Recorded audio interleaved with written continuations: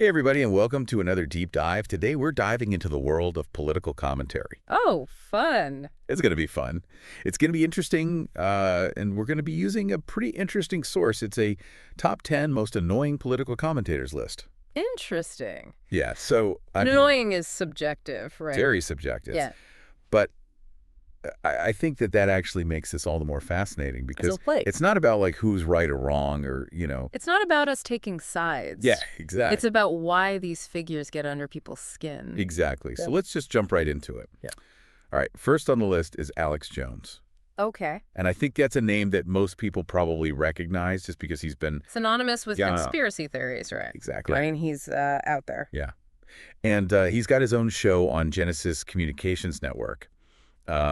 And I think that his presence on this list really forces us to think about misinformation and the role of misinformation in political commentary. I think you're right, because when you have claims that go against the mainstream narrative, how do we grapple with that? Yeah. And where is that line between free speech and rhetoric that could be harmful? Yeah. It's a tough question. It is. For sure. Okay, so moving right along, we've got a trio here who are often kind of lumped together. Ann Coulter, Sean Hannity, and Ben Shapiro. Yep. Familiar names. Yeah. Yeah. So, Yeah. I mean, have you ever encountered any of their work before? Oh, absolutely. Coulter, she's known for being provocative. Yeah. And that sharp wit that she has. And she uses humor Yeah. a lot to make her points. Yeah. And they are often controversial points, I think it's safe to say. Sometimes, yeah, for sure. Yeah. Okay. Hannity. Hannity's more straightforward, Yeah. in your face, kind of opinionated. And his show on Fox News has made him he's like a staple. A mainstay, yeah. Of conservative media. For sure. Yeah, for sure. And then there's Ben Shapiro. Who the source describes as like this super fast talker who is very serious, but also somehow funny. I don't know if you've... It's an interesting combination. Oh, it's like, can you really be... Can you be a serious intellectual and a comedian at the same time? Yeah. I mean, I think it's possible. Maybe humor is a way to connect with people, make those complex arguments a little easier to swallow, Yeah. It's like, maybe it's about finding that sweet spot between informative and entertaining. Right. Okay, so on the other side, we've got Rachel Maddow, who's often seen as like the liberal counterpart To Hannity, right. to Sean Hannity, yeah. Yeah, that's a common comparison. The source even compares them directly, which I think is interesting. It kind of makes you wonder, Yeah. are they more alike than different in their approach, even if their views are different? It's a good question. I mean, are there fundamental similarities in how commentators connect with their audience? Like, regardless of their political leanings? Yeah. Is it about building trust, appealing to shared values, or even tapping into, like, anxieties and frustrations that people already have? Right. It's really interesting to think about. Okay. Another familiar name on this list is Bill O'Reilly. Oh, Bill O'Reilly. Who you might remember from his time on Fox News. And he's now on News Nation hosting a show. And the source mentions this incident Oh, I think I remember this. where he accused a guest of looking like a drug dealer. Oh, wow. Yeah. I mean, I don't know if that's an effective way to make a point. But that's certainly a memorable way to do it. It's definitely memorable. And I think it really shows how a commentator's personality can become as much a part of their brand as, like, what they're actually saying. Totally. You know what I mean? Yeah, like it's almost inseparable, Right. the style and the message. Yeah, exactly. Okay, so we've talked about some of these more established figures who are often associated with like a clear conservative or liberal viewpoint. Yeah.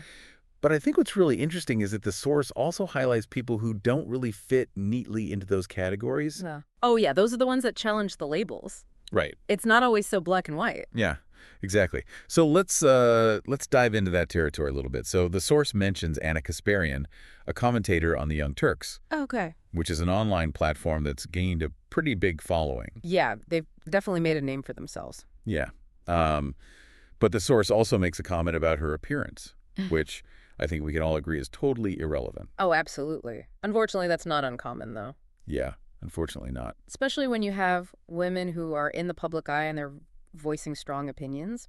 They face that kind of scrutiny, sadly. Yeah, it's a good reminder that we should be focusing on what's being said, not what people look like. Exactly. Focus on the substance. Yeah. What is relevant, though, is that Kasparian is part of this platform like the Young Turks, Right. which I think has really shaken up the media landscape. Well, you sure? Like it makes you wonder if their approach to commentary really resonates with people who maybe feel disillusioned with the mainstream media. I think it might. They've tapped into this desire for something different, something that feels more conversational, less polished. Yeah. And speaking of the Young Turks, we can't forget Cenk Uygur, who is the co-founder. Right, the other half of that dynamic duo. Yeah.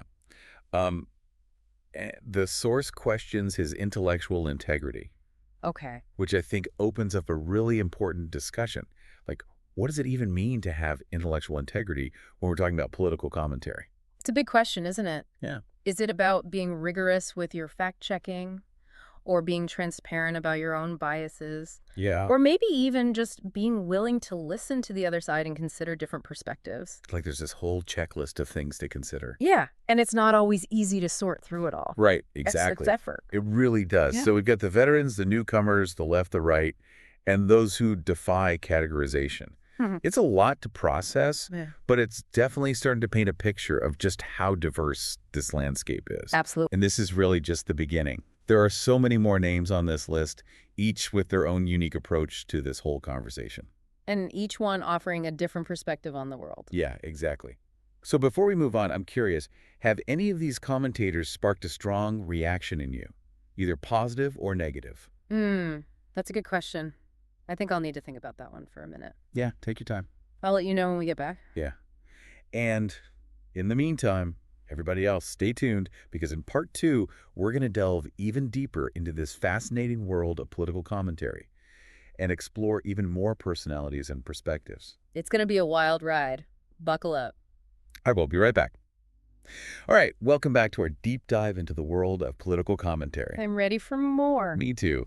This most annoying list is really making me think. It's not just about who bugs us, it's showing all these different ways people do commentary. Yeah, it's like a weird window into how we talk about politics these days. Exactly. Okay, so next up we've got Mark Dice. Have you heard of him? I think so. Isn't he that guy who does those, videos online? Yeah, he uses satire to critique media bias. He's got this whole thing about what he sees as liberal bias in the mainstream.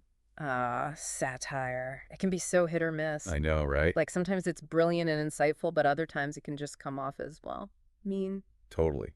So what do you think makes satire work, Mhm. especially when it comes to politics? Well, it has to be clever. Like, smart enough to make people think, but not so over the top that they miss the point. So it's like, gotta have a target, but also be entertaining. Yeah, exactly. Yeah. When it's done well, satire can expose hypocrisy, like make you question your assumptions. Right, right. Okay, next we have Joy Behar from The View. Oh, The View. That's a whole different kind of commentary, right? Yeah, it's not strictly political. It's more like a mix of news and opinions and pop culture. Yeah, and Behar definitely brings a more progressive perspective to the table. She's not afraid to speak her mind. That's for sure.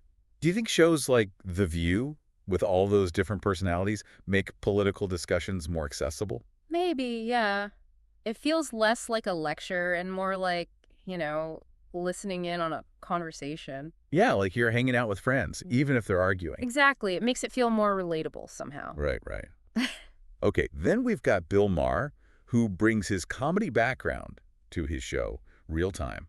I find him fascinating because he goes after both sides.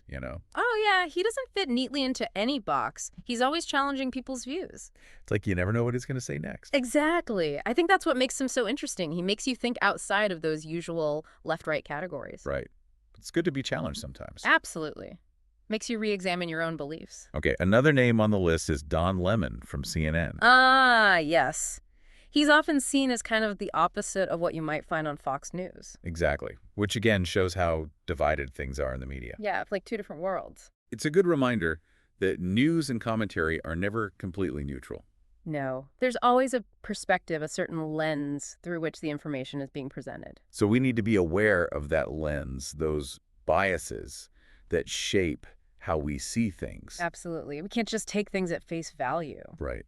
And speaking of influence, we can't forget Rush Limbaugh.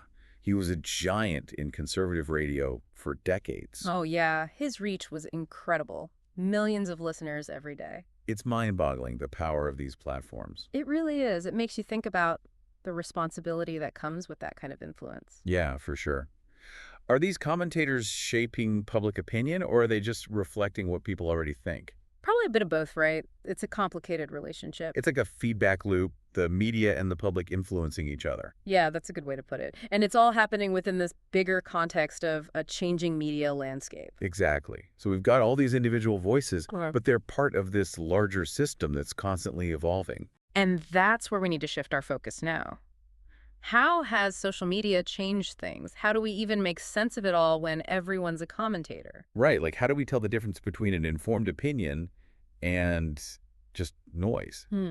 Man, we've talked to a lot of commentators in this deep dive. We have. It's amazing how many different voices are out there. It really is. And it's only getting more crowded, especially with social media. Oh, social media is a game changer. Now everybody can be a commentator. Right. But how do we even keep up with it all? Well, the first thing is to be really careful about your sources. So it's not just about what's being said, but who's saying it. Exactly. Think about it. If you're trying to learn about, say, a medical issue, Yeah. you wouldn't just trust some random person online. You'd want a doctor or a scientist? Right. It's the same with political commentary. Look for credible sources, people with a track record. Okay, so we got to be like media detectives, always checking for facts and biases. Exactly. Pay attention to the language, too. Is it super emotional or inflammatory? Or is it more neutral? So the way something is said can be just as important as what's actually being said. Absolutely. And look for evidence. Do they back up their claims with facts and sources? Right, because anyone can just make stuff up. And even statistics can be misleading. Oh yeah, numbers can be twisted pretty easily. Exactly. So you got to understand the context. Are they comparing apples to oranges? Are they cherry-picking data? Man, it feels like we need a whole degree in critical thinking just to read the news these days. It's a lot to keep up with, but I think the key is healthy skepticism. Like, don't just accept everything you see at face value. Right. Even if it comes from a source you usually trust. So we've got to be aware of our own biases too, and be willing to be wrong. Absolutely. Learning is a lifelong process, especially in this crazy media landscape. So as we wrap up this deep dive, what's the one thing you want listeners to remember? Be an active participant, not just a passive consumer.